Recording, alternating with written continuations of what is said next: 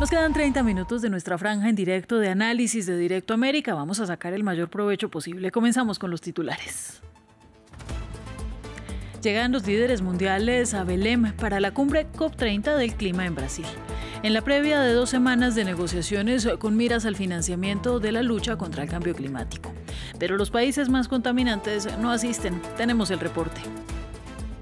Hay emergencia nacional y más de 140 muertos en Filipinas tras el paso del tifón Kalmaegi. Hay al menos 127 personas desaparecidas y continúan las inundaciones en el país. En tanto, el tifón tocó tierra en Vietnam, según anunció el gobierno. Y en Ucrania, el presidente Volodymyr Zelensky confirmó que sigue la lucha contra al menos 300 soldados de Moscú en el centro de la ciudad de Pokrovsk. Los combates también se desarrollan en Mirnorad y Kupiansk. Y drones ucranianos atacaron una refinería de petróleo en la región rusa de Volgogrado. Tenemos el reporte. En nuestro segundo reportaje del día iremos hasta la India porque pese a ser la nación más poblada del planeta, varios estados del sur se enfrentan al descenso de la tasa de natalidad. Esto podría reducir la futura fuerza laboral, sobrecargar los servicios sanitarios y sociales y debilitar la influencia política, dado que la representación parlamentaria se verá afectada. Antes vamos a las noticias.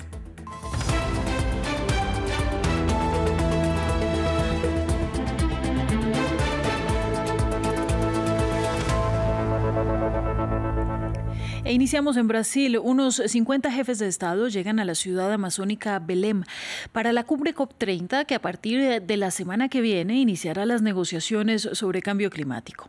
Los líderes de los países que contaminan más, como China y Estados Unidos, no estarán presentes, encabezados por Donald Trump, que calificó la cumbre de estafa. Nuestra enviada especial en Belém, María Clara Calle, nos cuenta lo que se espera de esta reunión.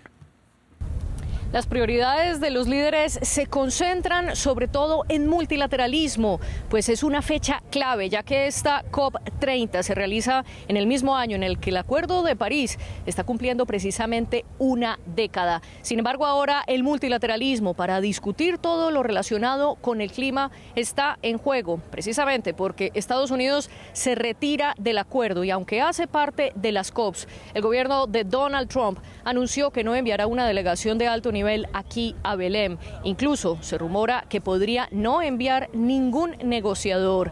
Aún así, puede existir la presión desde Washington, como ya ocurrió en agosto de 2025, en medio de las negociaciones con la Organización Marítima Internacional.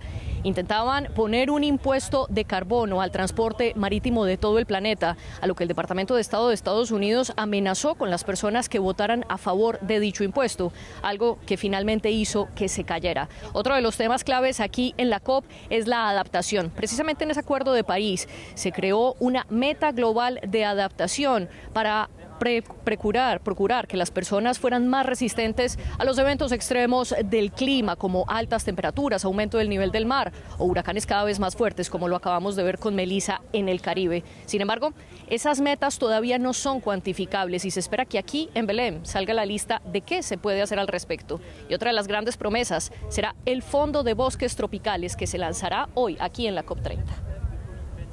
Y también durante la COP30, Belém será la capital del país y tendrá que recibir a más de 50.000 visitantes. La ciudad tiene una población de 1,3 millones de personas. Ha conseguido alcanzar una oferta de 28.000 cuartos divididos entre hoteles y plataformas privadas como Airbnb. Además, el 4 de noviembre llegaron 2 navíos de lujo que juntos ofrecen 3.900 cabinas con capacidad de hasta 6.000 camas. Tras las polémicas de los últimos meses sobre el precio exorbitante de alojamiento, la pregunta es: ¿qué pasará con la inversión realizada por las empresas y privados después de la COP30? Belém se beneficiará del legado turístico de la cumbre climática. Aquí los detalles. Es la estampa de la ciudad de la COP30, obreros agotados, hoteles a punto de estrenar. Acabamos eso, solo hay que dar un retoque. Una carrera contra el tiempo para recibir a la delegación de Ghana. ¿Cómo están aquí los cajones, los edredones, la cama del tamaño correcto? Tras invertir casi $3 millones, la gran incógnita es qué pasará después de la COP. ¿Habrá turistas suficientes? Todo el mundo está optimista. Creemos que Belém será más conocida y todos estos eventos de relevancia mundial nos colocan en un escenario global, establecen conexiones, crean nuevos negocios.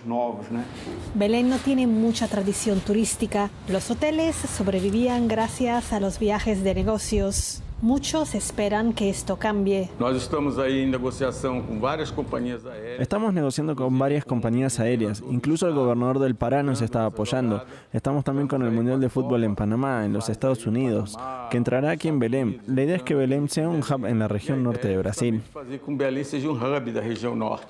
Los propietarios de casas particulares tuvieron menos suerte. Algunos, como Magno, hicieron reformas para alquilarla durante la COP. Pero la burbuja pinchó y los precios cayeron por la mitad. A este profesor le está costando alquilarla. Cuando fue colocada en la inmobiliaria, era en torno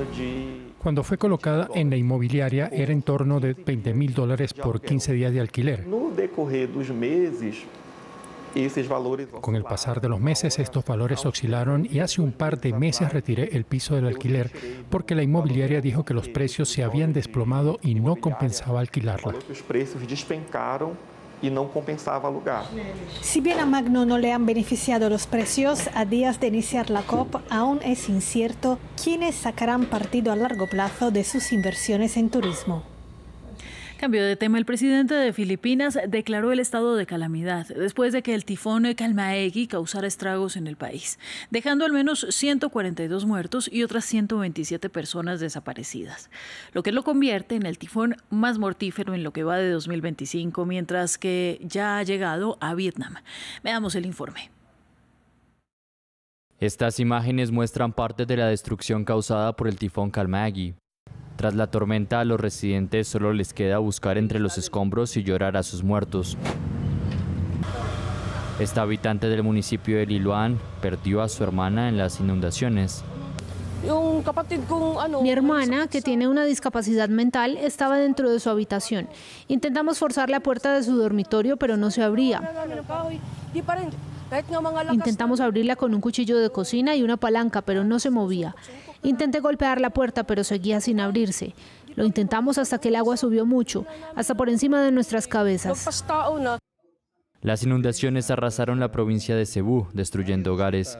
La población local dice que las autoridades podrían haber hecho más para advertirles del peligro. Creo que el gobierno local fue muy ineficaz. No estábamos preparados. Podrían habernos avisado como mínimo y así nos hubiéramos podido preparar. Se podrían haber evitado muertes. Sé que murió mucha gente. Después de causar estragos en Filipinas, el tifón Kalmaegi llega a Vietnam. La región no es ajena a los tifones. Filipinas ha sufrido unos 20 esta temporada y podría enfrentarse a entre 3 y 5 más antes de que termine el año. Actualmente, otro tifón potencialmente aún más fuerte, la tormenta tropical Phu Quoc, avanza hacia el país. Hablamos ahora de la guerra en Gaza. En Israel, el Instituto Nacional de Medicina Forense, Abu Kabir, identificó este jueves el cadáver entregado anoche por Hamas como perteneciente al estudiante tanzano Joshua Loitu Molel, quien fue asesinado por Hamas el 7 de octubre de 2023, mientras trabajaba en una granja del kibutz Naalos. El grupo islamista debe entregar todavía 6 cuerpos de rehenes. Vamos a noticias de la guerra de Ucrania porque continúan los enfrentamientos en el centro de la ciudad de Pokrovsk y también en Mirnohad y Kupiansk. Mientras tanto, Kiev dijo que atacó con drones una refinería de petróleo en la región rusa de Volgogrado, causando un incendio.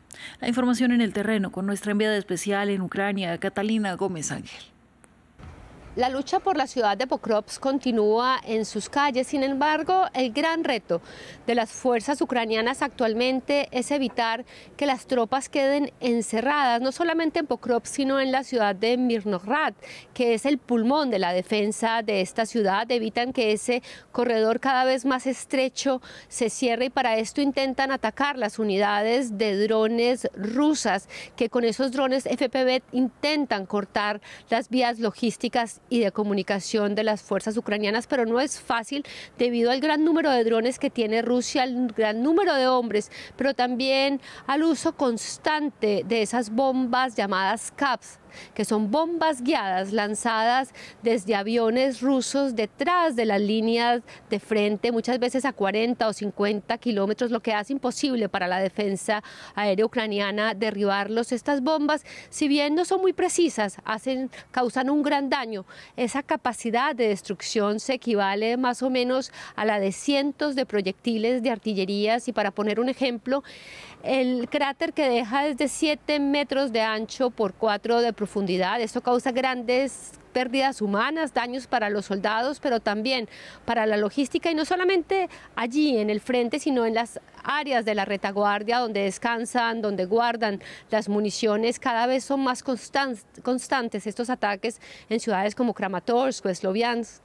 Según Ucrania, solamente en el mes pasado 5.300 de estas bombas fueron lanzadas en toda el área de frente, pero el mayor reto ahora es que su capacidad de alcance es mucho mayor. Se cree que pueden volar hasta 150 y 200 kilómetros y buscan la manera de contrarrestarlos. Dicen que la defensa aérea no es una opción. Cada misil que lanza esta defensa cuesta millones, lo que no es realmente rentable para Ucrania, y busca la posibilidad de la guerra electrónica, que no siempre funciona, pero dicen que estos son los retos que traen la guerra, que cada vez que aparece un arma nueva, ellos buscan cómo contrarrestarla.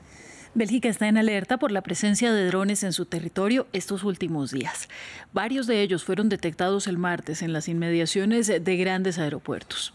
El primer ministro, Bart De Wever, convocó este jueves una reunión de urgencia del Consejo Nacional de Seguridad y decidió un nuevo plan para adquirir sistemas antidrones y un sistema de vigilancia.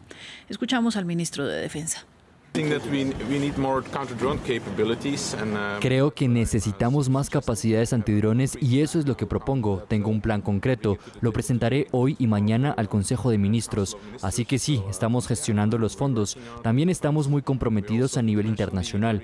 Tenemos muchos buenos vecinos y países vecinos, aliados de la OTAN, y todos están intentando ayudarnos. Son muy buenas noticias. En otros temas, el cierre de gobierno de Estados Unidos entró en su día 37. Entre muchas consecuencias de que aún no se haya aprobado el presupuesto está que algunos controladores aéreos están faltando al trabajo agobiados por las horas extras obligatorias.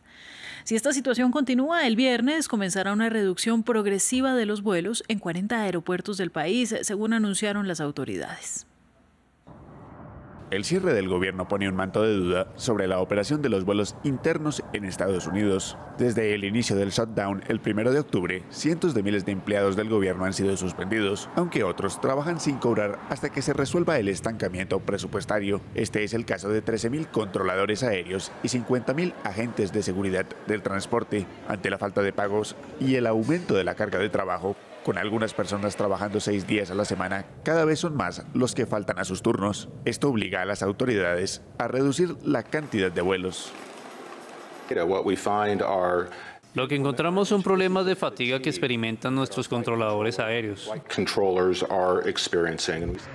La Administración Federal de Aviación informó que entre el 20 y el 40% de los controladores aéreos de los 30 aeropuertos más grandes de la agencia no se estaban presentando a trabajar. El plan propuesto reducirá los vuelos a partir del viernes, comenzando con un 4% de los trayectos, con un aumento gradual hasta el 10% la próxima semana. La medida no tiene precedentes, pero es necesaria, según el gobierno Trump. Habrá frustración. Estamos trabajando con las aerolíneas. Ellas van a trabajar con los pasajeros, pero al final nuestra única función es garantizar que este espacio aéreo sea lo más seguro posible. Los recortes podrían afectar hasta 1.800 vuelos, según una estimación de una empresa de análisis de aviación. Y después de su victoria en las elecciones, Zoran Mamdani hizo su primera declaración. En Queens anunció que la composición de su equipo de transición estará protagonizada por mujeres, muchas de ellas con pasado en las funciones de la ciudad. Por otro lado, también se dio la primera reacción del presidente Trump, quien lo llamó comunista. Ramiro Cuellar Verena nos amplía. Primeros anuncios de Zoran Mamdani tras su victoria en los comicios. El alcalde electo de Nueva York dio su primera comparecencia en Queens y presentó a su equipo de transición, el cual estará compuesto mayormente por mujeres, muchas de ellas exfuncionarias neoyorquinas.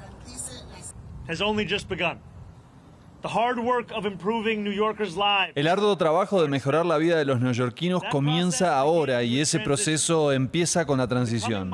En los próximos meses mi equipo y yo construiremos un ayuntamiento capaz de cumplir las promesas de esta campaña.